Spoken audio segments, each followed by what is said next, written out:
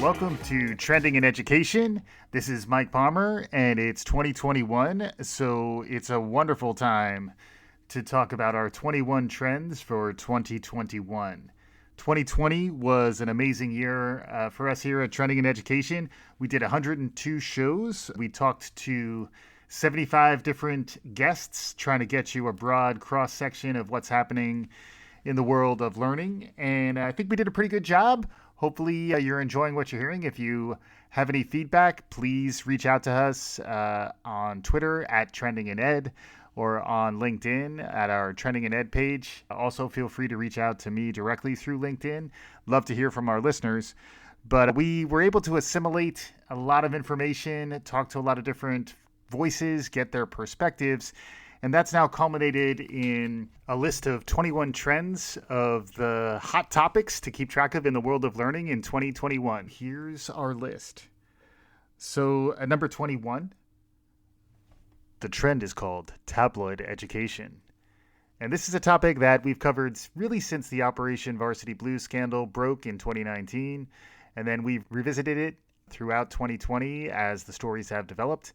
Many of you may have seen that recently Lori Loughlin was just released from her prison stint, catching up with Felicity Huffman, who also served a little bit of time in a minimum security prison in 2020.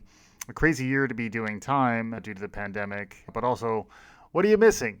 The bigger idea is that we're always drawn to these salacious Lifetime Channel type narratives that draw us back and help it bubble up and make it shareable through social media. And I would expect that to continue. I recently saw that Kim Kardashian is pursuing her law degree, which is another flavor of tabloid education.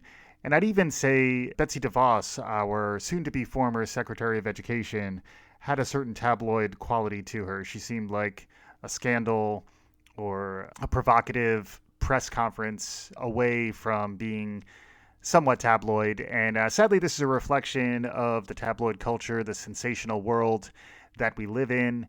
And nonetheless, it will grab eyeballs. It will produce the learning clickbait that we may want to pursue a little bit ourselves, just to stay current, to stay zeitgeisty, as I like to say. So at number 21, we have tabloid education.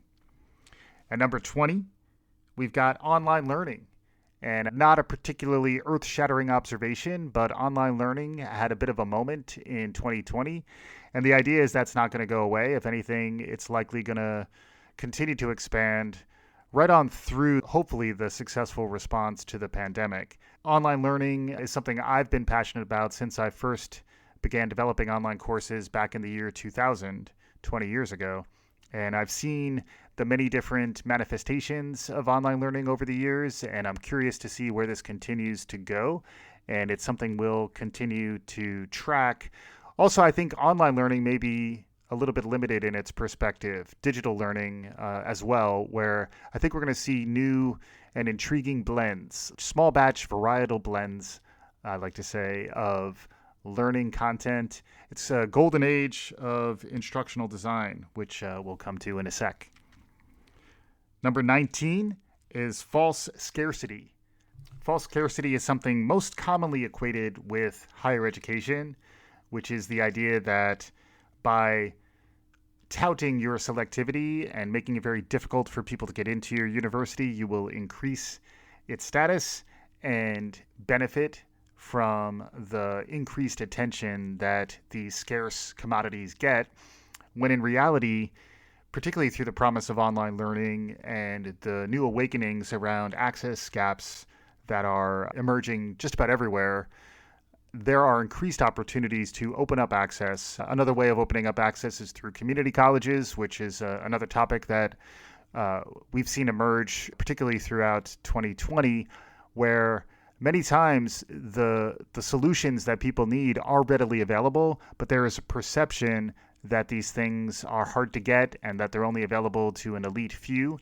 And that's perpetuated by scandals like Operation Varsity Blues, where it seems like these things are only accessible to the wealthy, only accessible to the elite, who can then hand it down through legacy or through corrupt backdoors or even through having the means to provide the edge that students need to get into these most selective universities, when in reality, many of us really don't need that elite school. It's not about going to the best school. It's about going to the best educational solution for you.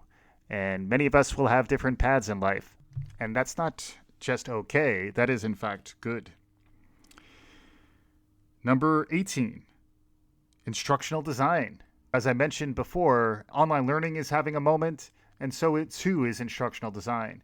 We saw in the spring of 2020 what was referred to by EDUCAUSE as emergency remote teaching, the rapid stampede into Zoom that unfortunately left many scars, now is emerging into a new realization that it's not simply about lifting and shifting what you did in person to online. Instead, there is a need to be thoughtful and to leverage best-in-class learning science, new media capabilities to design something that is truly learner-centric and teacher-centric. I think we're just at the beginning of this massive shift. And again, thinking back in the early 2000s when I was an instructional designer, it wasn't a particularly glamorous role. It still isn't really. But hopefully folks who are doing that work will get their recognition, get the resourcing that they need.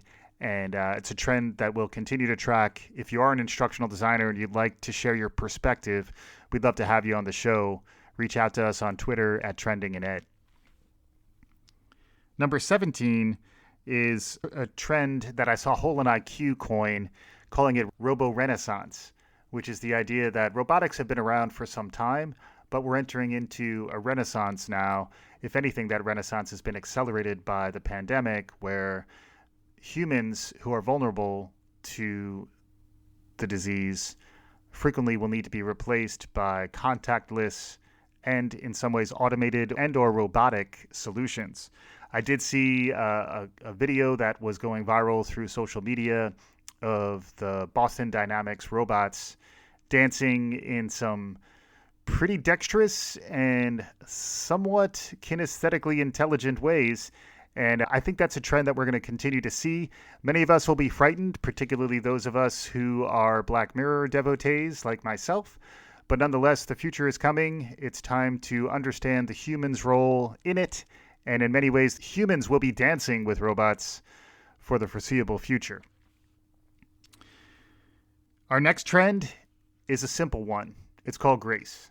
Many guests who appeared on the show through 2020 talked about the importance of grace. Perhaps most eloquently, Dr. Rich Milner out of Vanderbilt University was talking about the importance of grace when understanding how to deal with race and how to deal with community education. Having teachers ideally live within their school districts so that they can understand and empathize with their audience. Terry Givens, another fantastic guest, been on the show several times, has a book coming out called Radical Empathy. Grace and empathy, I think, go together. But the idea that you don't really know what's happening on the other side of that Zoom window, and rather than assume ill intent or assume someone is doing something they shouldn't be doing, give them some grace, just as you would expect that yourself. And it's something that hopefully we can teach each other and remind each other of throughout the year.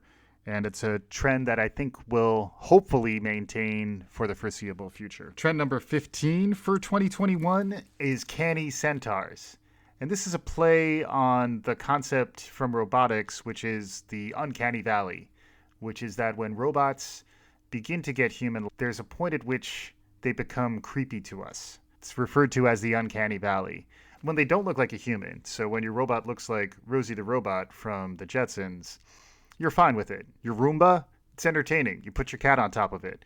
But as that robot starts to resemble humanity, but not quite get there, is when there's this feeling of uncanniness, this feeling of being unnerved that is creepy. And it's one of the reasons why we haven't seen robot butlers, which is an old theme for those of you who've been following the show for a while. We had thought in the early days that maybe we could purchase a robot butler for those of us at Trending in Education to stay on top of that trend.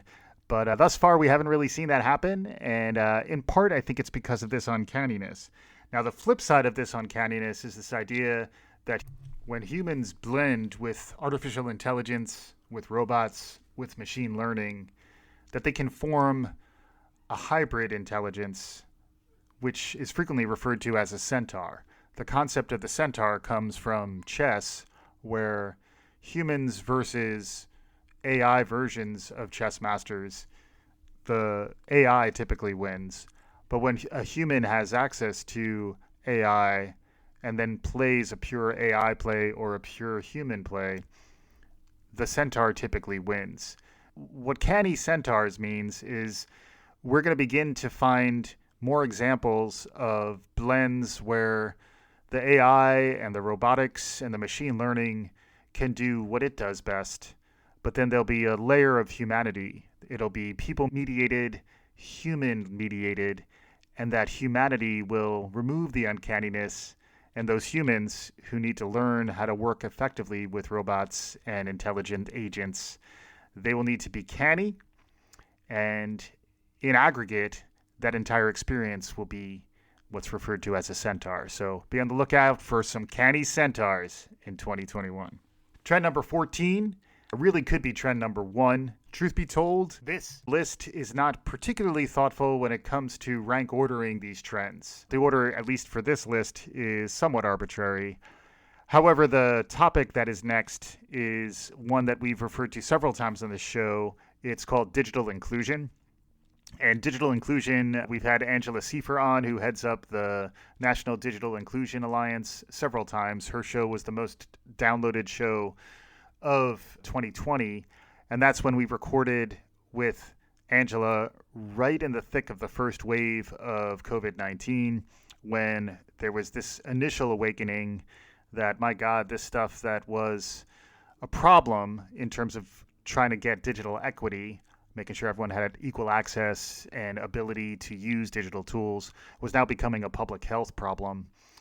That has by no means gone away. If anything, we're more keenly aware of these gaps and more keenly aware of the important work that needs to be done to begin to bridge those gaps. So digital inclusion also was our runner-up in our March Madness finals from the spring of 2020. So it's quite zeitgeisty. As I mentioned before, I say zeitgeisty a lot, and digital inclusion is a term that we all need to understand better, and it's something that we need to begin to build into our thinking when planning for the future heading into the 2020s.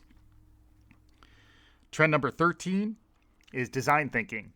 And design thinking more broadly has been a mega trend really in the 21st century. But the aspect of design thinking that I see pivoting into new modes in 2021 and through the rest of the 2020s is in how it can be applied to learning design, to instructional design, to K-12 classrooms, to pre-K, to higher ed, to lifelong learning.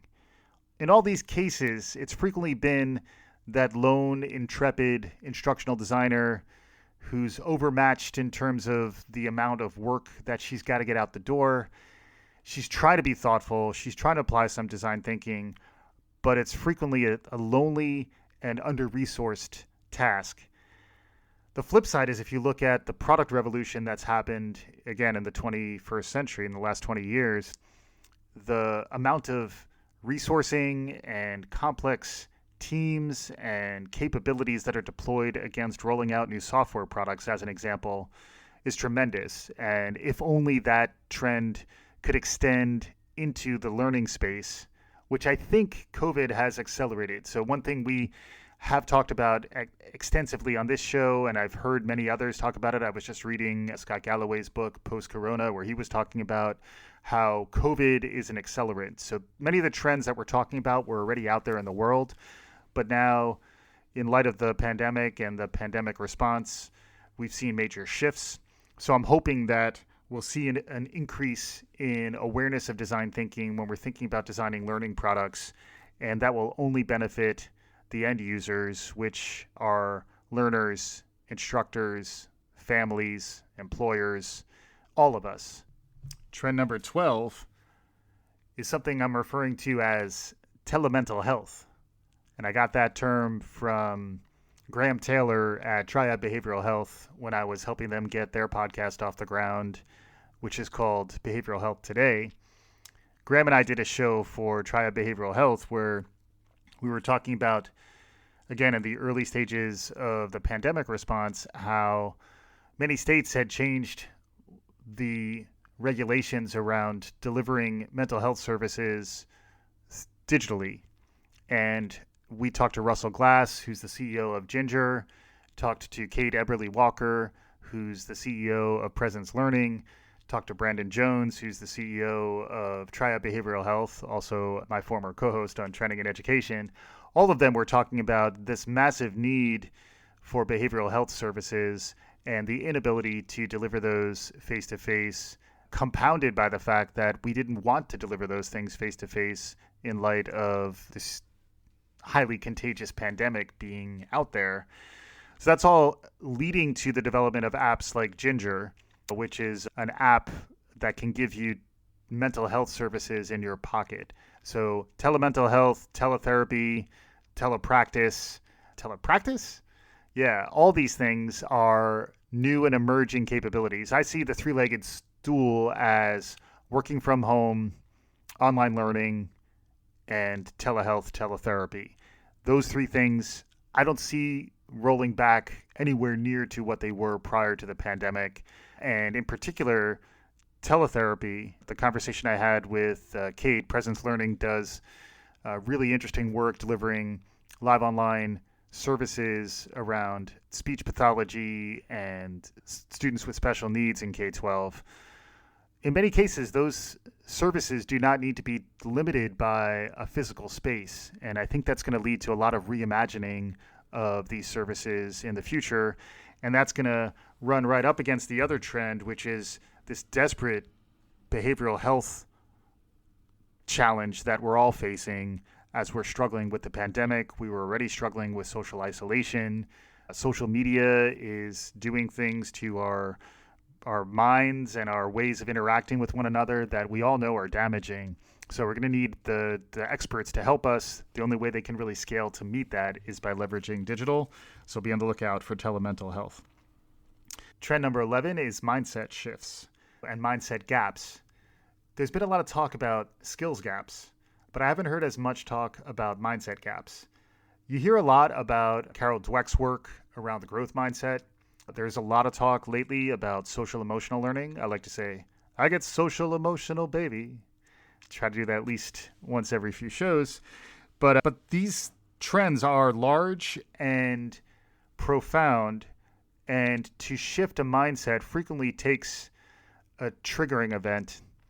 And the fact that all of us have been confronted with this pandemic and have been forced to change really at a global level, but also at a very private, personal level, I think is an opportunity for us to maybe revisit some of our fundamental assumptions and be open to change some of the ways in which we operate.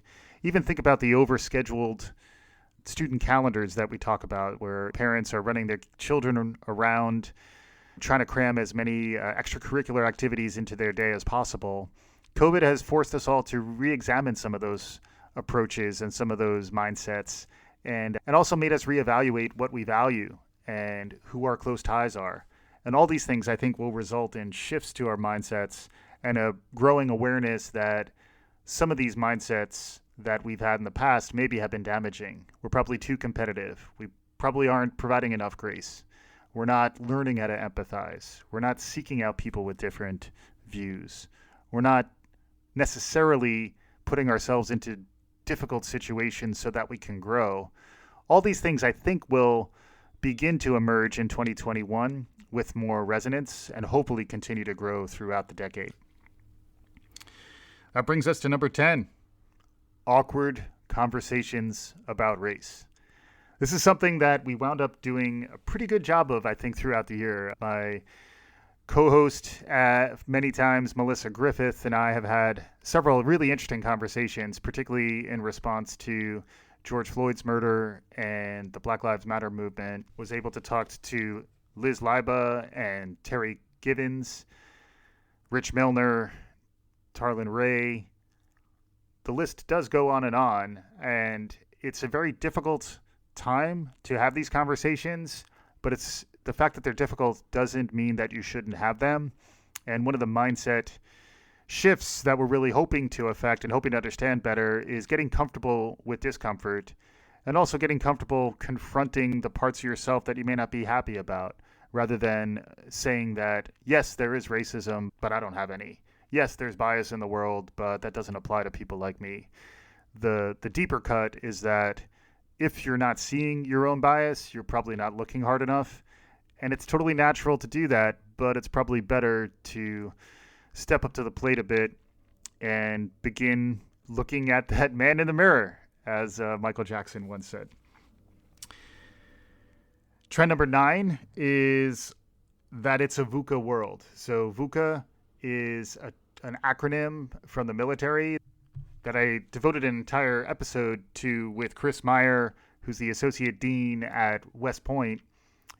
VUCA is one of those cool military acronyms like FUBAR and SNAFU, which is fun to say and fun to understand. So VUCA stands for volatile, uncertain, complex, and ambiguous. And it's a concept that's very prevalent in scenario planning and wargaming. I know at the military college, the war college, there are many simulations and war games that are played. And in many cases, you are confronted with unexpected, complex, uncertain scenarios in a volatile environment, and you need to be resilient, adapt to your plans, and respond accordingly and in a timely way. This is where I frequently return to the quote, "No plan survives first contact with the enemy."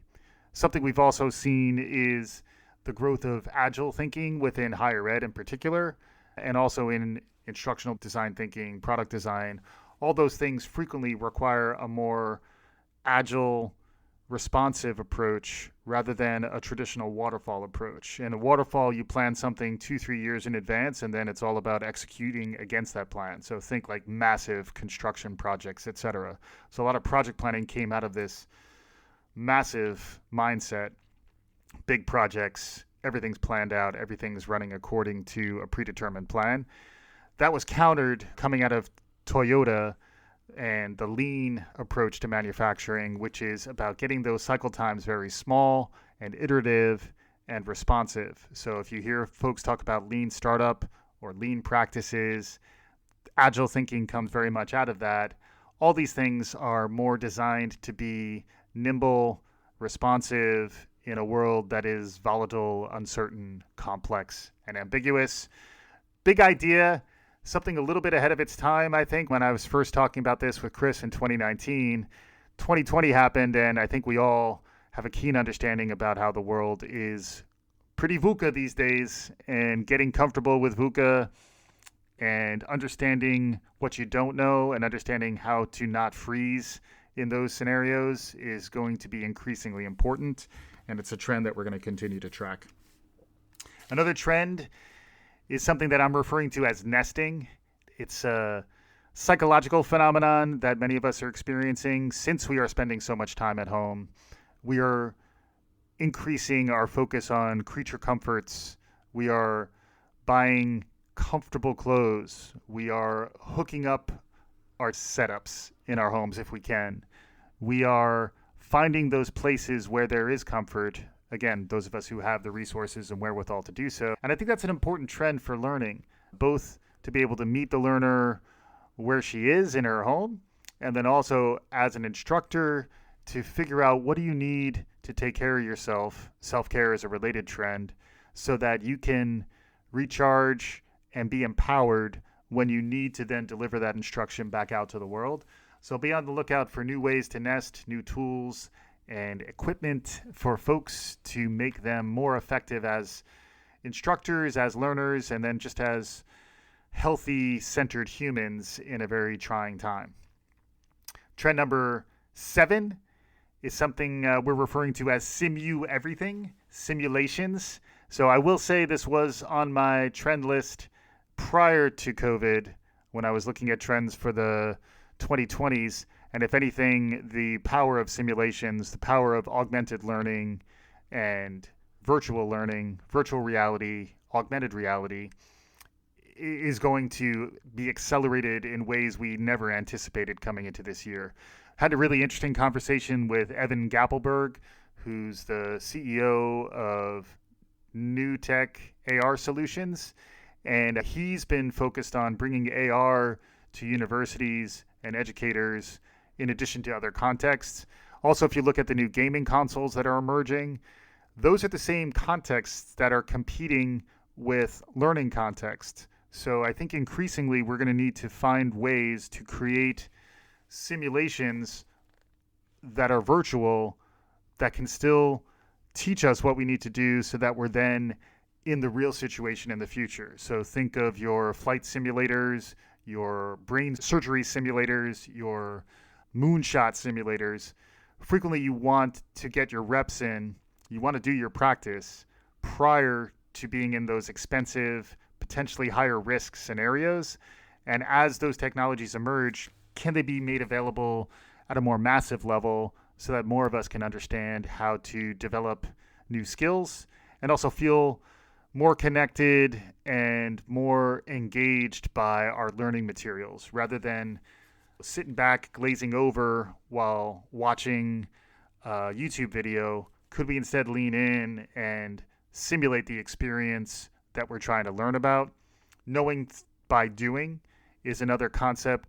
I spent some time talking to Lauren Buckman, the president of the Art Center College of Design in Los Angeles, talking to him about the importance of knowing through making and the maker's mindset to really developing the skills that will ultimately be employable and will also be resilient enough in light of the automation that is on the horizon. The fourth industrial wave is upon us. And if we can still make things, perhaps as canny centaurs, leveraging those intelligent agents, but nonetheless making things and engaging in creative endeavor, that's one of the best ways to withstand the automation that will happen, particularly around more mundane tasks. From there, we're going to move into portfolio building, which is very much related to knowing through making. So rather than building a resume or collecting credentials, can you collect objects that you've created, pieces of work, oeuvres, as I like to say, that you can then point to and say, I made that. And if folks want to hire you, if they want to know who you are, what you're capable of, showing them that you have something to say and you're also comfortable with the tools that are necessary to make things is hugely relevant. You don't want people who can just talk a good game. You want people who can actually finish things and finish products. In higher education, there's the concept of the sheepskin effect, which is that by virtue of signaling you can get a degree, you're demonstrating the resilience and the determination and the industriousness that employers will want. I think increasingly that credential piece, that sheepskin effect will still be in play, but increasingly there'll be another track that's opening up, which is what can you make? What can you build? Show me what you can do. And by virtue of seeing that, employers will then make hiring decisions. Trend number 5 is parent educators. So the parent and the family have all been brought into the educational experience in ways that we never would have imagined heading into 2020. I don't think that changes in 2021. There will be some thoughtful retreats, I think, for many parents who will blissfully escape being as engaged as they have been in this very challenging year. Dan Strafford, a regular contributor on the show, has talked at length about having his 3 daughters at home and how he is very much looking forward to schools reopening, but reopening in a safe way. I think with that, though, there is a new awakening among parents of what education is. Why do we send our kids to school? What are they learning when they are in school? And hopefully that genie stays out of the bottle. I prefer that one to the toothpaste being out of the toothpaste tube because somehow it's a more pleasant analogy. But anyway, parents, educators, they're here. Get used to them. Related trend to get used to is pods and micro schools. I had Brian Tobal on, the CEO of a startup called Schoolhouse, who's doing really interesting work helping families of kids connect with instructors who then will teach from a lead parent's home. And that's a trend that it's somewhat akin to homeschool, but allows for the socialization with the small group. Many of us have now embraced the power of strong, close ties, and the micro school movement will extend on that. Very similar to the tutoring movement, but I think understanding the different ways in which those blends can happen with much smaller student-teacher ratios, where the teacher's attention can really be dedicated to students in ways that are pretty much impossible in a class of 30 or more students or an online lecture of hundreds of students. How do you scale the attention piece, and how do you scale the human connection? Frequently, that's going to be done by enabling new small cohorts to be basically a match.com of great teachers into small groups of families who want their kids to be educated together. That brings me to trend number 3, a trend I like to call Zuma Zuma. So many of us were exposed to Zoom in ways that we never expected. It's now become very much part of the fabric of our society. The jury's out whether it will be disrupted by its replacement, but nonetheless, there will be some software solution that will allow us to engage with each other virtually, and that will power new and innovative ways to scale virtual instruction. And there's a lot of talk about Zoom fatigue. I think it's a real thing. But at the same time, there's also the ubiquity of Zoom and the fact that it is a foundational platform upon which folks can develop new and emerging learning solutions. It's a space to keep an eye on. We've had really interesting conversations of late about whether you're building on top of a Zoom educational solutions or whether you're building dedicated pure education plays that are separate from Zoom. I think the latter may have more educational bells and whistles, but it may lack the ubiquity that Zoom's already got. So I'm leaning towards understanding how Zoom begins to address some of its fundamental critiques, and then understanding how that leads to new solutions on the Zoom side while still keeping an eye on the massive amounts of capital that will be going into educational technology solutions to create a more differentiated, compelling learning experience, which is something we'll all want to keep an eye out for in 2021 and then throughout this wacky decade on the horizon known as the 2020s. All right, trend number 2. We only have 2 left. Trend number 2 is referred to as class outside. So I remember back growing up, there was always a kid sitting typically in the back of the class, maybe near a window, who would, when the weather turned nice, would ask the teacher, "Can we have class outside?" And teachers frequently had to play bad cop in that scenario and say, "No," I'm going to say his name was Jimmy. "No, Jimmy, you can't have class outside." But now I think the pandemic has forced us to revisit that. Trends like experiential learning, I think, will get a reboot. And even the design of schools, something I talked to Prakash Nair about, is how school design was well overdue for reimagining.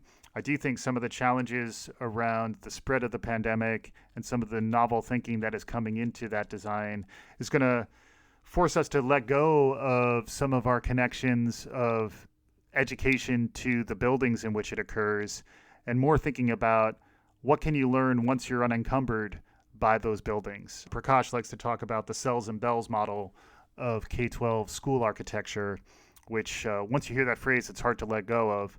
And it's something I think about a lot as we try to reimagine where we're heading as a society after this profound shock to system. So hopefully more class outside. It reminds me of the conversation I had recently about snow days. Even if remote learning means that snow days are no longer technically part of students' lives in colder climates, I still think parents will take that step back, think about what's the student really learning, and do they need to learn what it's like to slide down a hill on a sled and to make snow angels. I think many of us will buy in to that learning objective as parents. It's a trend for us to continue to monitor. And that brings us to our last of the 21 trends for 2021, which is virtuous feedback. And virtuous feedback you can take to mean many different things. But first and foremost, in a learning context, it means getting feedback about how you're doing and being open to it in as authentic a way as possible so that when you get that feedback, it motivates you to get better. One of the challenges I know I faced in my life is that frequently I'm not ready for feedback, and when I get it, I get defensive, and that defensiveness can actually make me behave worse than I was behaving that required the feedback to begin with. So I think in this case, it's about building those virtuous cycles where the feedback gets you to do more. And the example I always am drawn to these days is the Peloton and Strava and these other formats where you're motivated to do more and you are given encouragement to do more of the things that you know you should be doing to begin with. So particularly if you can find those feedback mechanisms, whether they're friends or coaches or mentors who will motivate you, whether they're new practices around developing good behavioral patterns. It is the beginning of a new year. How are you thinking about your resolutions? How are you thinking about setting goals for yourselves and then turning that into not a chore, but a labor of love? It is something where this podcast, I think in many ways, has become an example of virtuous feedback in that by doing it, I'm exposed to more, which helps me get better insights, which makes me want to do more. Also extends the connections that I've been making so that I'm able to bring more voices and perspectives to the conversation here. But virtuous feedback is something we all should be seeking. And I think increasingly it's going to be built into some of these virtual learning solutions a la Peloton. What will be the Peloton of learning? What will be the Twitch of learning?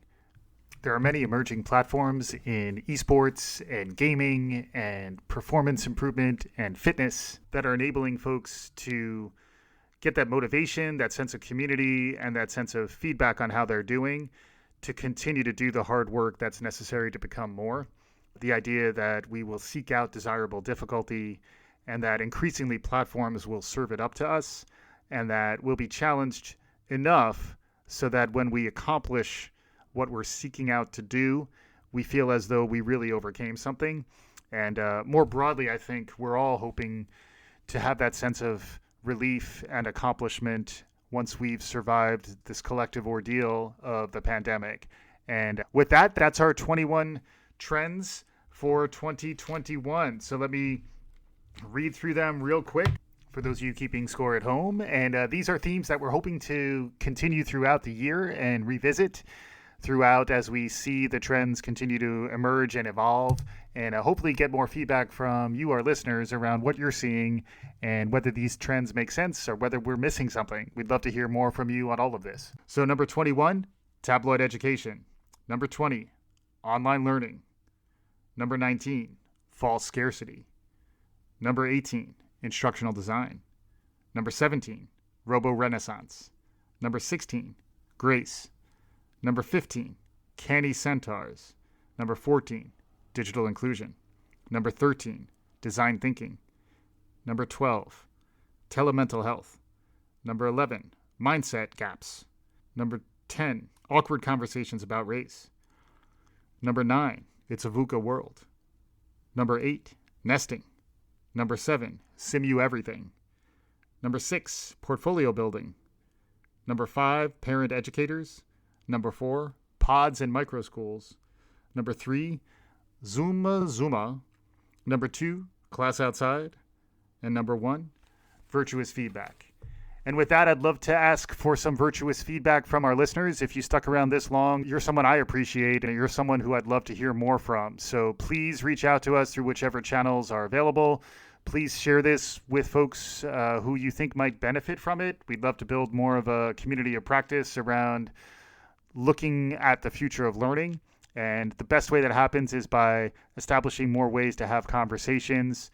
The feedback that we get from each other will make us better. We'll also learn by being exposed to difference and diversity. And hopefully we can maintain that sense of hope and optimism that I have heard really throughout this difficult year on this show. Thanks so much for listening. We'll be back again soon. Here's to an amazing 2021. This is Trending in Education.